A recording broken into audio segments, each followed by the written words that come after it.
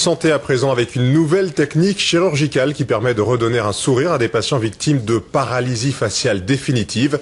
Venue des États-Unis, la méthode est testée à l'hôpital de la Pitié-Salpêtrière à Paris, où sont allés Viviane Jungfer et Sébastien Maloiseau. C'est un enseignant de 47 ans atteint de poliomyélite depuis qu'il est bébé. Il a grandi avec un visage asymétrique, mais avec l'âge, sa paralysie faciale s'est aggravée. À l'âge de 40 ans, aujourd'hui et un peu plus, le visage s'affaisse légèrement et donc ça se voit de plus en plus, quoi. Parfois on a le regard des autres qui s'arrête un peu sur son visage et c'est un peu gênant des fois.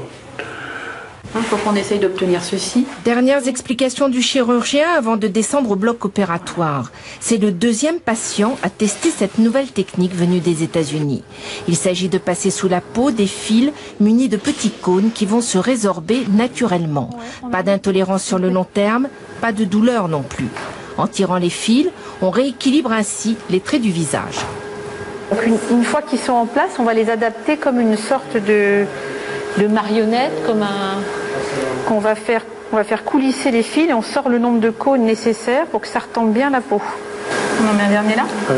Pour lui, il aura fallu 8 fils. Mais pour cette patiente opérée il y a déjà 2 mois, 4 seulement auront suffi. Sans rendre la mobilité au côté paralysé, cette technique corrige un handicap physique. Les photos avant-après sont éloquentes. En tant que femme, oui, c'est très important, je trouve, que d'avoir un beau visage. C'est ce qu'on montre la première chose. Ce n'est pas une chirurgie révolutionnaire, mais c'est une chirurgie qui rend service et qui permet à des gens dont la vie sociale et la vie privée est altérée de récupérer un petit peu de confiance en eux. Et ce sont des milliers de personnes atteintes de paralysie faciale définitive qui sont concernées.